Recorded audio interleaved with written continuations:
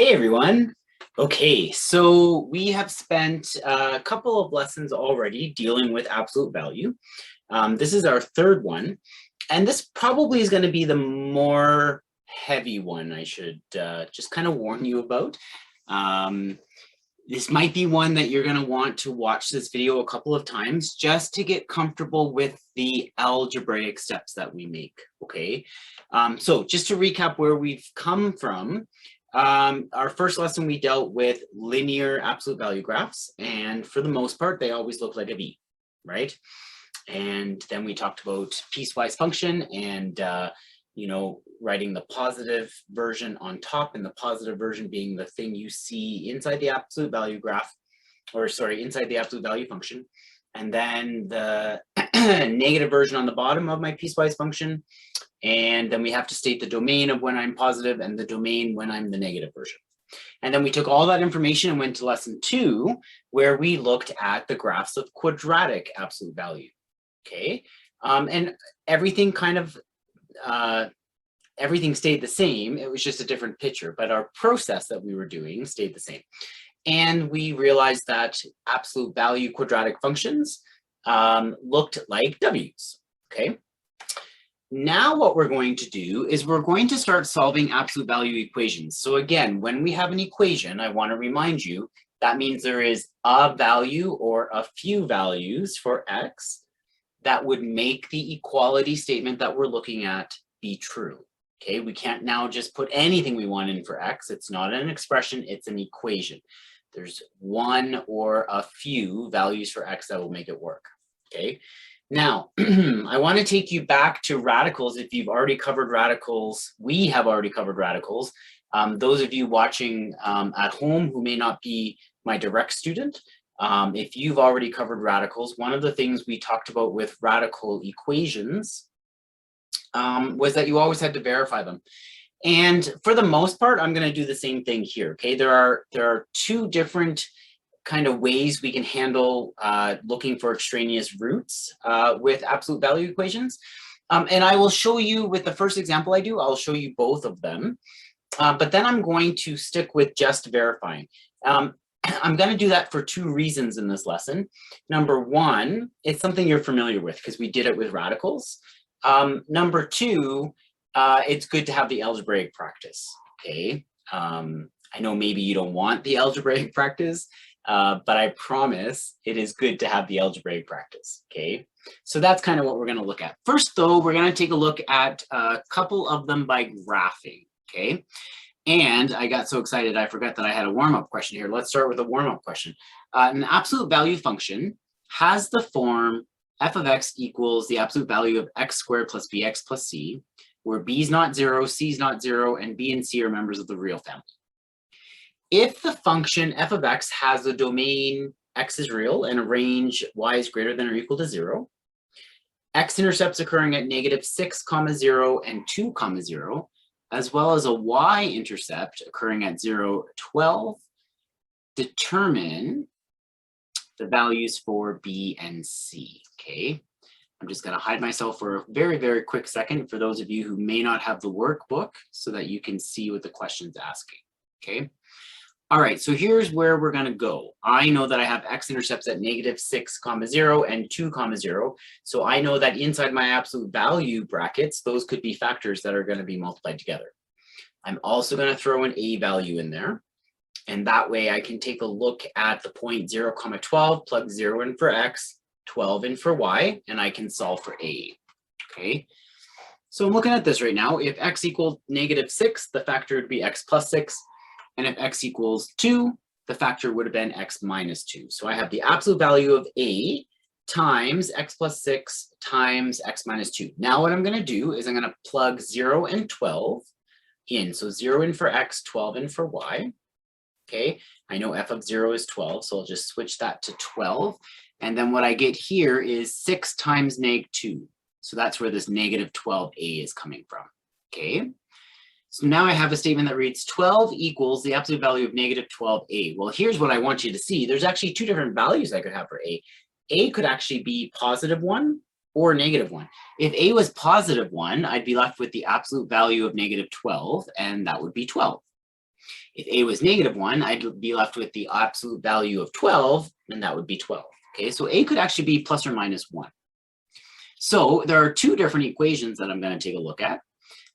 Let's play around with a being 1 first of all. I'm just going to multiply these guys out. So x times x would give me x squared. I'd get -2x and 6x. When I add those together, I'd have 4x. And then -12. So my first equation would be the absolute value of x squared plus 4x minus 12. Okay, and that is with a being positive 1. If a was -1, essentially all these guys just switch signs. And so that would be -x squared minus 4x plus 12. So that would be the absolute value of -x squared minus 4x plus 12. So there are two solution sets. Remember, you always have to answer the question. The question said, determine the values of b and c. Okay, so the values of b and c, b could be 4 with c being -12, or b could be -4 with c being positive 12. Okay. All right, awesome. So now solving absolute value equations will involve us looking at two cases, since absolute value equations are piecewise functions, right? We've got that positive guy, and then we've got that negative part, okay? Okay, so solve the following graphically. What we want to do here is we're going to put this into y1 of your calculator and this into y2, okay? So go ahead and do that and get a pretty picture. You should be looking at something like this, okay? A reminder for those at home, to get the absolute value brackets in your calculator, if you are a Casio, you will press, I'm just gonna do it here with you, you would press Option and then Calc, and no, I lied to you, sorry.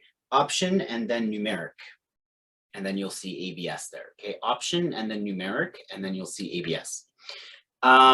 For TIs, I don't have a TI right with me, but I think the easiest way for a TI is just to go to your catalog, which is second function 0, and then you'll see it's probably the very top one, and it says ABS, okay?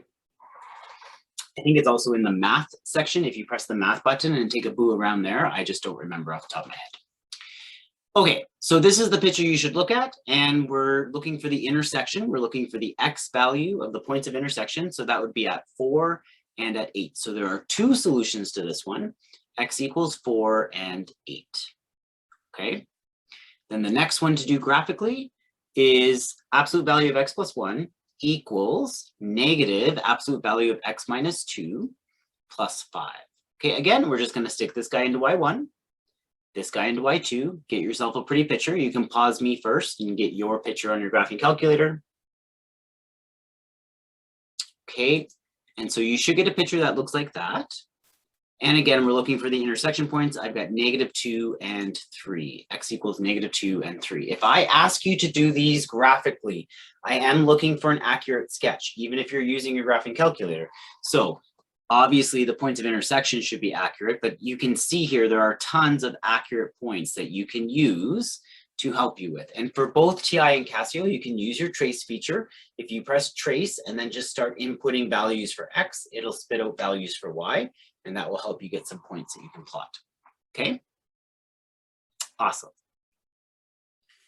Okay, so now we're going to turn our attention to the more fun stuff. Which is solving algebraically, okay? Now, I'm gonna walk you through two different methods with this first example.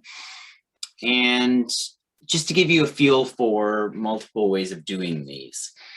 After this one, I'm gonna stick with the first method I show you, just to give you practice on the algebra skills that I really want to help build in you, okay? Okay, so here we go. The premise, actually for both methods, the premise is this guy in here could be a positive version or a negative version, right? That's the whole purpose of the absolute value. The absolute value of 7 is the same as the absolute value of -7. 7 being the positive version, -7 being the negative version, okay? So what happens is, the positive version could equal 4x minus 1, or the negative version could equal 4x minus 1. And so I end up with two different equations that I need to solve. So here's the positive version equaling 4x minus 1. Remember, the positive version is the version that I'm staring at inside those absolute values. Doesn't matter whether it's a positive slope or a negative slope. It's what I'm staring at right inside that absolute value bracket.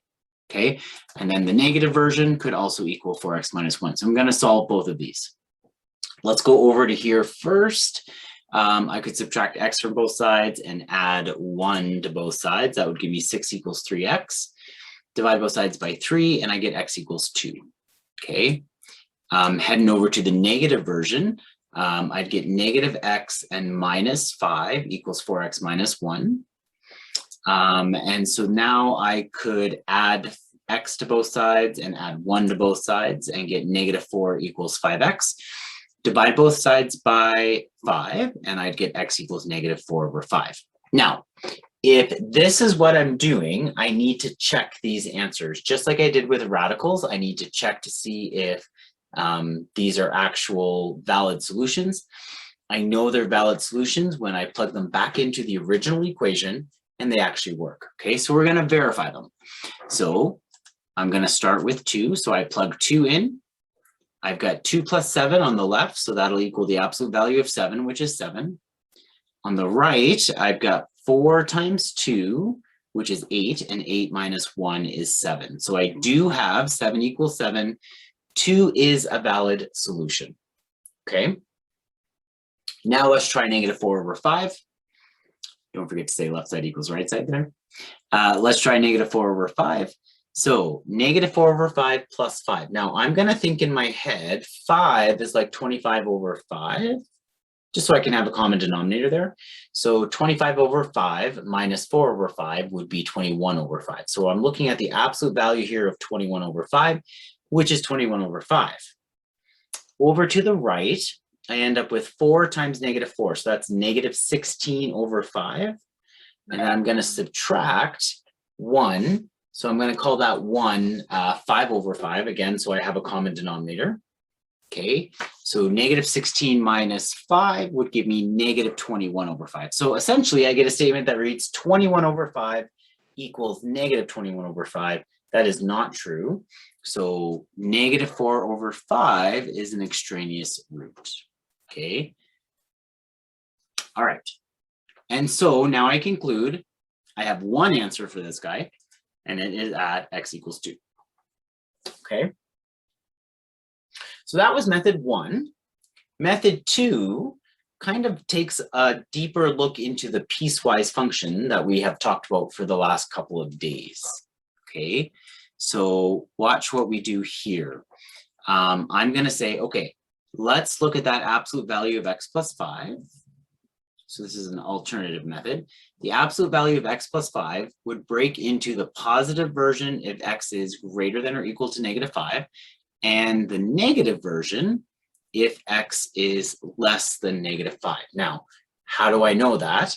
Well, I knew that the x-intercept was at negative 5 because I could just go x plus 5 equals 0 and solve for x. Okay. And I know that my positive version is the one I see.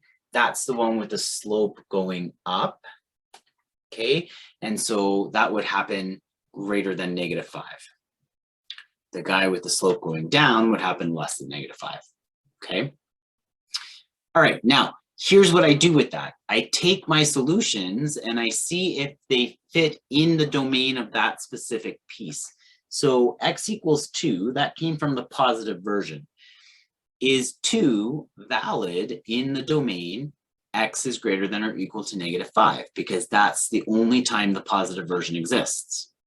Yes, 2 is greater than or equal to negative 5. So because 2 is within the domain of the positive piecewise function, it is a valid solution. Okay.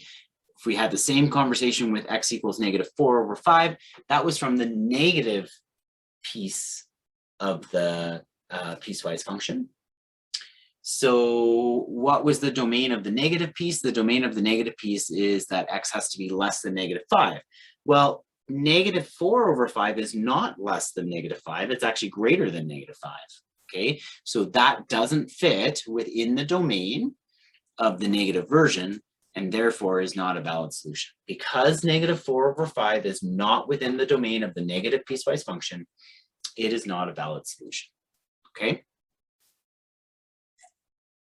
Okay, so those are the two methods. And like I said, I'm gonna focus mostly on method 1, but if you wanna be practicing method 2, that's totally fine. And the answer key for today's homework, when you look at that online, it'll go back and forth between the two methods just to try and get you comfortable, okay? All right, so let's try this one together. The absolute value of 4x minus 5 plus 9 equals 2. So I could bring my 9 over, or I could leave it there. It doesn't really matter. I'm just gonna separate it out right now into the positive version and the negative version. So the positive version is gonna say 4x minus 5 plus 9 equals 2. The negative version is gonna say negative bracket 4x minus 5, and then plus 9 equals 2, okay? So I'm gonna deal with the positive portion first. 4x minus 5 plus 9 equals 2. Negative 5 plus 9 is 4. And then I'll have to subtract 4 from both sides and then divide by 4 from the x. And I get x equals -1/2. Okay, so this is the positive version. I'm going to verify it to see if it works. Okay, so I'm going to plug in -1/2 into the original equation. 4 times -1/2 is -2. -2 minus 5 is -7. The absolute value of -7 is 7. 7 plus 9 is 16. So 16 does not equal 2. This is not a valid solution. Okay, but don't forget, this is only one piece. This is the positive piece. Now we're going to turn our attention to the negative piece, which would be, yeah, so I just labeled that as extraneous. Which would be -4x minus 5 plus 9 equals 2. When I distribute that negative, I'd get -4x plus 5 plus 9 equals 2. 5 and 9 is 14. Subtract 14 from both sides, so I get -4x equals -12, and x equals 3. I now want to try and verify that. Okay, so I plug 3 into the original equation. 4 times 3 is 12. 12 minus 5 is 7. 7 plus 9 is 16 again. So again, this is extraneous, which means there was no solution for this guy. Okay, no solution.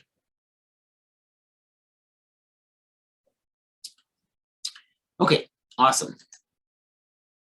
The other way you could look at this guy is you could have thought, okay, if I subtracted 9 from both sides, I would get the absolute value of 4x minus 5 equals -7. And then you could make a case right off the bat, the absolute value of nothing is going to end up being -7, right? So that's another thing you could have done to say, nope, there's no solution here. Okay. All right. The absolute value of x squared minus 3x equals 2. So I have a positive version, which is x squared minus 3x equals 2. I'm going to have to bring everything over to one side and deal with the quadratic. The negative version will be -x squared plus 3x equals 2. Again, bring everything over to one side and deal with the quadratic. Okay, so we're going to start with the positive version. X squared minus 3x equals 2. Now, I'll bring that 2 over. So x squared minus 3x minus 2 equals 0. Can I factor that? Can I find two numbers that multiply together to give me -2 and add together to give me -3? No, I can't. So that sends me to the quadratic formula. X equals -b plus or minus the square root of b squared minus 4ac all over 2a. I've got an a value of 1, a b value of -3, and a c value of -2. So 3 plus or minus the square root of 9 minus 4 times 1 times -2 all over 2 times 1. Now, -4 times 1 times -2 would be +8. So I've got 9 plus 8 there, which is 17. So 3 plus or minus the root of 17 all over 2. So those are two different solutions, and I have to try and verify each one. Okay, so here we go. I'm going to verify the positive one first. So 3 plus root 17. Okay, now stay with me. Don't shut down on me. I got to square this. Well, when I square this, I square the top, square the bottom. So I know that the bottom's going to be a 4. Up top here, though, that's like a binomial that I have to square. So I have to square the first, double the product, square the last. So square the first will give me 9. The product will give me 3 root 17. So double that will be 6 root 17. And then square the last will be 17. I'm also going to distribute the 3 into here. I'll forget about the negative for now. So that's going to be 9 and 3 root 17. Okay, so this is where I am right now. I can add 9 and 17 together. That'll give me 26. I'm going to distribute the negative here. But at the same time, so I'm going to go like this, right? But at the same time, I'm also going to get a common denominator here, which means I want this to be over 4. So I'm going to double everything so that it matches that over 4. So this is going to be negative 18 and negative 6 root 17. And then that can all be over 4. Okay, so 6 root 17 and negative 6 root 17 are gone. 9 plus 17 minus 18 is what I'm looking at the moment.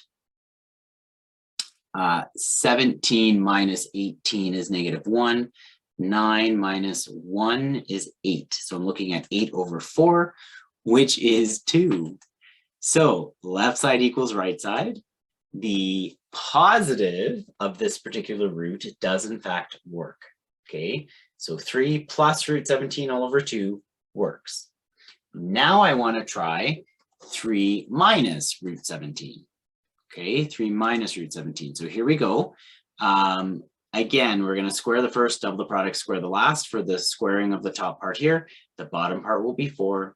This is now going to give me 9 minus 6 root 17, and then plus 17. I again distributed the 3. I again want this to be a common denominator of 4.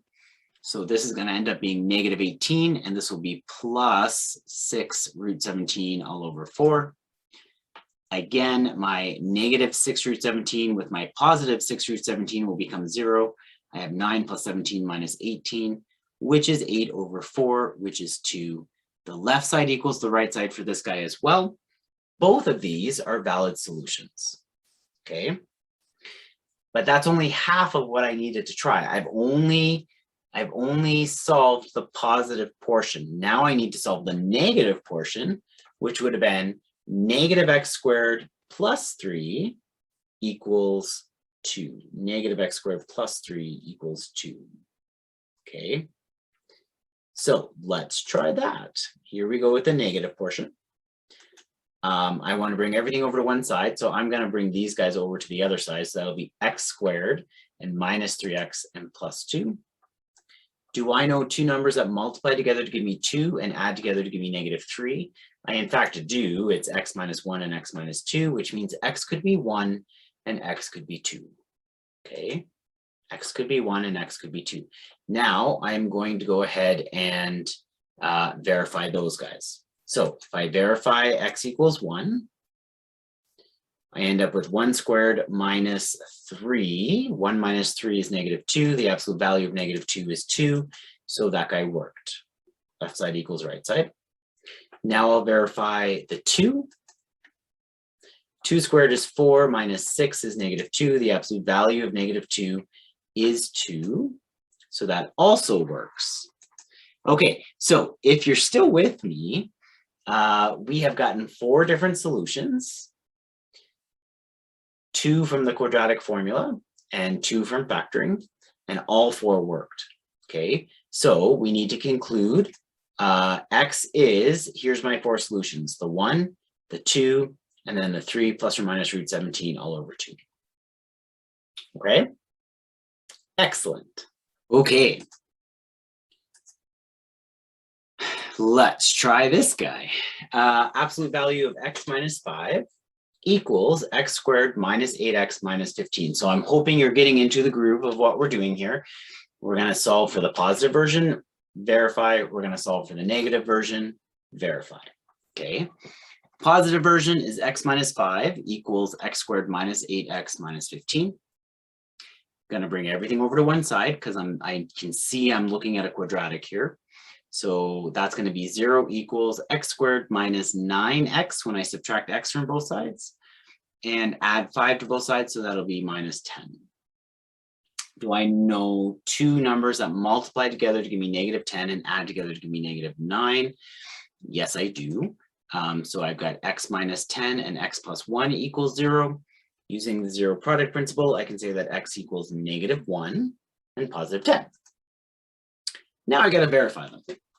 Okay, so if I go to verify negative 1, I plug negative 1 into the original equation.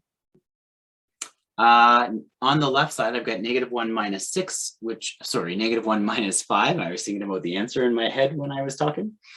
So that'll be the absolute value of negative 6, and that'll be 6. On the right side, I've got negative 1 squared, so that's 1, plus 8. So 1 plus 8 is 9, and 9 minus 15 is negative 6. So right now I'm looking at 6 equals negative 6. That is not true. That's an extraneous solution. Okay, so negative 1 doesn't work. Let's try 10. On the left side, I've got 10 minus 5, which is 5. Absolute value of 5 is 5. On the right side, I've got 100 minus 80 minus 15. That's also 5. Left side equals the right side. So from the positive version, I had two possibilities. Only one of them worked. Currently, I have a solution of 10. Okay. All right. That we're only half done though. Now I want to try the other half, which is the negative version. So the negative version would be negative x plus 5. And still the x squared minus 8x minus 15. So that's going to give me negative x plus 5. I'm going to bring everything over to one side. So that's going to equal 0 equals x squared. If I add x to both sides this time, that'll be negative 7x and negative 20. Do I know two numbers that multiply together to give me negative 20 and add together to give me negative 7? I unfortunately do not. So that sends me to the quadratic formula. Okay, x equals negative b plus or minus the square root of b squared minus 4ac all over 2a. So a was 1, b is negative 7, and c is negative 20. So I plugged all that in. I essentially have 49 plus 80 here. So that's going to give me 129. So I'm looking at 7 plus or minus root 129 over 2. I have to verify that. There are two different solutions here to verify. One is 7 plus root 129 over 2. The other is 7 minus root 129 over 2. Okay, so here I go. Don't shut down. You can do this. Okay, so I'm going to verify the positive one first, the 7 plus root 129 over 2. So on the left, I'm looking at trying to add these two things together. So I'm going to call my negative 5 negative 10 over 2. That way I have a common denominator. And so I'm looking at 7 minus 10. I could put those together to be negative 3. So I'm looking at negative 3 plus root 129 all over 2. On the right side, this is where it gets a little more fun. I got to square this first guy. So the bottom will become a 4. On the top, I'll square the first, which will be 49. Double the product. Well, the product is 7 root 129. So double that will be 14 root 129. And then square the last 129. Over here on the next term, I'm just going to bring this 8 in. I'm again going to leave the negative for now. So that'll be 56 plus 8 root 129 all over 2. And I've got the negative 15 at the end. Okay. Now, I need all of this to be over 4 so that I can put it all together. So as I distribute this negative here to this term and this term, I'm also going to double these numbers so that I can put it over 4. The negative 15 should also be over 4, so I'm going to call that negative 60 over 4. Okay, so that is looking like this. So now I've got 178 minus 112 minus 60. And I've got 14 root 129 minus 16 root 129. Okay, that ends up giving me 6 minus 2 root 129 all over 4. And then I can reduce all of that by 2, and I get 3 minus root 129 all over 2. Okay, this does not equal this, so that's an extraneous root. Okay. All right, now I want to try the negative version, which is the 7 minus 129. Okay, so same conversation really over on the left side. This is going to be negative 10 over 2. So I end up with negative 3 minus root 129. Now, what I can do here is factor out the negative. So that's going to be negative 3 plus root 129 over 2. And then the absolute value of that will just be 3 plus root 129 over 2. Okay. Now, over to the right, this guy really you've already dealt with. The only, like in the last verification that we did, the only difference is that it's going to be negative 14 this time instead of positive 14. Okay. And then I've done similar things over here. I brought that 8 in. And the only difference right now is that it's negative 8 root 129 because I'm doing the negative version of this answer. Okay, so then I need that common denominator. So this again, everything's going to be doubled here. And the 15 I'm going to call 60 over 4. So now I'm looking at 178 minus 112 minus 60. And I'm looking at negative 14. Just be careful of this, young grasshopper. Negative 14, subtract negative 16. That gets distributed. So that's really negative 14 plus 16, root 129, right? So that's actually going to give me positive 2 root 129. So I end up with 6 plus 2 root 129 over 4, which reduces to 3 plus root 129 over 2, which is what I had on the left side. So this one does work. Okay, left side equals the right side. So if you're still with me and you're not like, you haven't assumed the fetal position and rocking back and forth because of all the numbers here. If you're still with me, we had 4 different solutions to this. We had 2 coming from factoring, 2 coming from the quadratic formula. One of the factored versions worked and one of the quadratic formula versions worked, okay? So we do need to conclude x is 10 and 7 minus root 129 all over 2, okay? Now, I know that that probably felt scary, and I would encourage you to kind of watch, especially that last section a few times. But this is all stuff you can do. And what a great review we've had today on, you know, squaring binomials and simplifying radicals. And we've just been having loads and loads of fun getting common denominators, which is a review of some of the rational stuff we've done. Okay, this has been a beautiful lesson. Okay, and with that thought, I am all done with you for this lesson. I've posted your homework here. Remember, you're not doing this alone, okay? Please make sure you're coming and chatting with me. I'm here to help, and I always want to be here to help. I want you to know that. When we meet again, we will be starting to talk about reciprocal functions. So we'll do reciprocal linear graphs and reciprocal quadratic graphs, okay? So that's what's coming up after today.